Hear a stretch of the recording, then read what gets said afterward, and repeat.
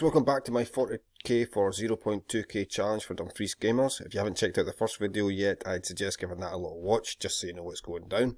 But for those who are up to speed, let's just dive straight in. So, last time I talked about what the challenge was and why I was doing it. So in this episode I'm going to go over my sort of thoughts on where to actually start with this beast. So I've played Warhammer 40k for a while now, but I've never actually collected Necrons before. I've played them a few times and I've watched a few battle reports with them, but that's about it. So I guess this might sort of help me in the coming from a newbie's perspective angle. The end goal of the challenge is for the army to win at least one tourney game, so I think if that's the ambition for the army, then it's always a good idea to keep that in mind. I don't have to storm the whole thing, mind, I just have to put up a decent enough fight. Now, why is this important? Well, I think if you're a new player and all you're doing is getting stomped every week, then you're probably not going to stay in the hobby long. Don't get me wrong, there'll be loads of players out there who just do it for shits and giggles. But I don't think there'll be many that will play the game long term if they are continually mauled week after week. So I'm going to get this out there right now. I am not a power gamer by any stretch of the imagination.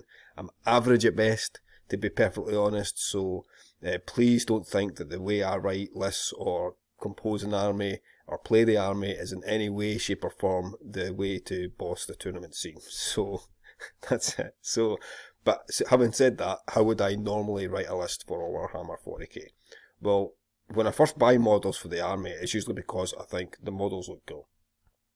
Really cool. That's just the way it is. So I'm a sucker for like a good looking model, and I call that model the bait miniature. So it's the bad boy that lures you in, and then once you've been baited, I then go on to like get other units around about it that can fill out the slots to get a battalion or a patrol detachment off the ground, but also look really snazzy and do work on the tabletop. Normally this is a kind of slow grow thing. I'll often build the army up over time as opposed to sinking a big chunk of cash to get me 2,000 points straight away.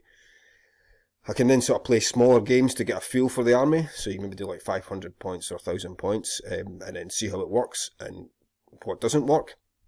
Then I can sort of supplement what I've got with the units I think will actually help them, and then gradually build it up to 2,000 points and then beyond. But this challenge is going to be like a different kettle of fish. Balancing the best units in the codex versus my budget is going to be the real kicker. I need to be thrifty, but also keep in mind that I need to win games, so this is going to pull me in all sorts of directions. Now, I've covered my initial thoughts on how to approach it. I think it's a good idea if I have a little delve into the codex to see how I'm going to try and pull it all together. So again, I'm not going to go over every unit or rule there is here, because it's just going to take up too much time, and there's plenty of resources online to give you the sort of lowdown on the codex. But here's my take on this faction. So first out the traps, most of the units have an ability called reanimation protocols, which is basically it means that there's a chance to get back up like Night of the Living Dead style. So that's cool. That's awesome. That kind of resilience isn't that easy to come by, so that's a good trait to have. Some of the units also have an ability called Living Metal, so that means they regenerate a lost wound at the start of the turn. Again, that's awesome. It just adds to that sort of resilience I was just talking about. There's some other rules for specific units, but those are the two most common, I'd say, that you can get in the codex. So then you move on to picking your dynasty. So that's the equivalent of a sort of Space Marine chapter like Ultramarines or Blood Angels, depending what dynasty you go for. Also give you different bonuses and stratagems. You can also make a custom dynasty by choosing two abilities from a list, so that's quite nifty. I can't really decide where I'm going to go with this until I can get a better idea of what actually units I'm going to get. So I think it's going to be a tough one. I can't really pick what dynasty I'm going to do until I know what units I can get a hold of for the right price, essentially. So another set of buffs that they get are called command protocols. So that's something I've not seen in any other army before. It's pretty unique to these dudes. So essentially there are 6 protocols before the game begins, and you allocate one of these to one of these protocols to a game turn, but you can't duplicate the pick. So you follow me so far? When the round begins, the protocol becomes active. Okay, cool. And then each of the protocols has like 2 buffs that you can pick, and you can pick which one of these you're going to take. So, for example, Protocol of the Sudden Storm, which is a total cool tagline, by the way, awesome. So that lets you either add 1 inch to your movement, or you can pick to do an action and still shoot. So you pick which, the turn would start, and then you pick which one you want it to be active. So you can only get access to them though if you have like a noble unit in the army and they're still alive. Once they get whacked, the army loses the ability. You also need to be within 6 inches of a character in order to benefit from it. So it's a bit admin heavy, if I'm honest. I'm not going to lie. I'm not great at remembering constant rule changes throughout the game, depending on what turn it is, so I'm probably going to play this one pretty safe until I get a bit more experience with it. That being said, the protocol that I just talked about, and used for example, is actually great. Any buff that you can get that gets you out on the objectives quicker, that's alright in my book. So that's the first sort of general rules for the army. First impressions are, it looks like you can make them sort of deceptively fast with a combination of like the dynasty and the protocols. So that to me looks like a good avenue to go down. But let's have a little goosey gander at what the units I like the look of. So when I'm writing a list, I like to try and have a good balance of units, and by that I mean I need some mobile units to get out on objectives quick or bog the enemy down. I need some anti-tank fire support to take down monsters or pop open transports. I need a bit of combat potential to duke it out toe to toe, and I need units that can score me secondaries if the aforementioned ones that I've just talked about aren't really suitable for it. I found if you take a balanced list, you'll be able to hold your own more times than not. So how do these lads shape up with a sort of balanced list? Honestly, I think they can do a couple of these things really well, but they don't seem to be outstanding in any specific department. I'll try and do a bit of a shit sandwich here. So that's a good point, bad point, good point. Good thing first, they can be super fast. They've got some really speedy units like Scarabs, Wraiths, Tomb Blades, Ophidian Destroyers. These guys all move at least 10 inches, so that's like awesome. If you combo that with some of the custom dynasty traits and one of the protocols, you can have multiple units getting a first turn charge on the enemy. So that's an awesome ability to have access to. Shit thing, they're shooting to me. Anyways, this is just to me. Maybe I'm wrong and I'm missing something, but it looks pretty pants if I'm honest.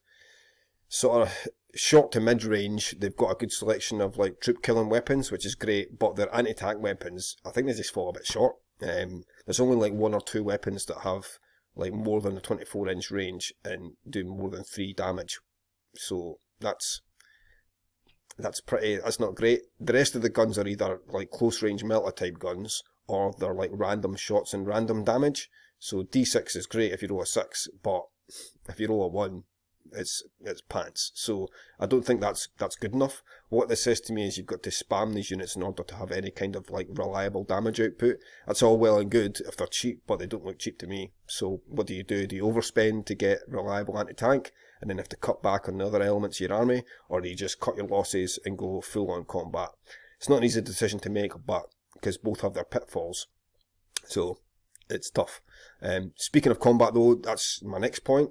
They do have access to some decent combat potential. Now it's not amazing by any stretch, but it's certainly a hell of a lot better than their anti-tank potential anyways.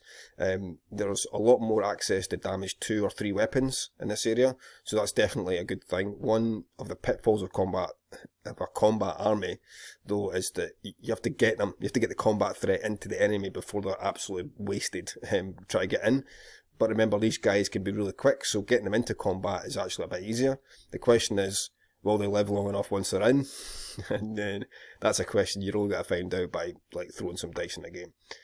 Right, so taking all the above into consideration, as well as what units I can buy for a decent price, I think I'm going to go down the combat route. It's controversial, I know, but and let's face facts, it's a game that's based on futuristic guns blasting each other apart, but I'm still a big believer in that combat can be king. Plus it's cool, innit? It's cool. Scrapping in close combat's cool. So I just don't have the funds to spam heavy weapon options to give me the reliability I need. And at the end of the day, to get the primary objectives, you have to go and get out onto the board at some point. And your opponent is going to have to come on them as well. So I'm just going to embrace it. The 3 units that I would call base units you can get in the Indomitus box set are Warriors, Scarabs and Scorpex. And I think I need to be looking at them, at how I can make those work for me, and then supplement them with units that will help them do their job. So I can take the Warriors and blobs at 20, so that's a big blob of objectives secured. Reanimation protocols will mean they're getting a backup on 5, so that's good. They're also they can re-roll 1s for reanimation protocols, so that's another bonus. They're leadership 10, so that's a big blob of T800s that isn't going to go anywhere. It's a big resilient blob. They don't do much in the way of combat, but they have got a lot of strength 4 or 5 shots at AP 1 or 2 respectively. That's great for killing like for units off objectives. They're not going to down a Hive Tyrant, but with that ability they'll take a good old chunk. 20 model unit of these costs like 260 points. Looking on eBay you can get it for about a tenner-ish, just more than a tenner, but if you obviously buy them in a bundle, you'll get them a bit cheaper. I think I'm going to plump for I think I'm going to plump for 60 of them. So that means I can do various combos. So I can either do 20 units, 1 unit of 20 and 4 units of 10, or 6 units of 10, or 3 units of 20. I think having the amount of troops though, it's never going to be a bad shout no matter what. I think having that many troops is always going to be a good thing in whatever combo I run. Next up it's the Scarabs. So with a 10-inch move, these little blighters are actually really quite nippy. The board control can be extremely useful too. That's their weapon skill 4 and their strength and toughness 3, so fairly average, but they have like 4 attacks per base and 4 wounds with a 6-up save.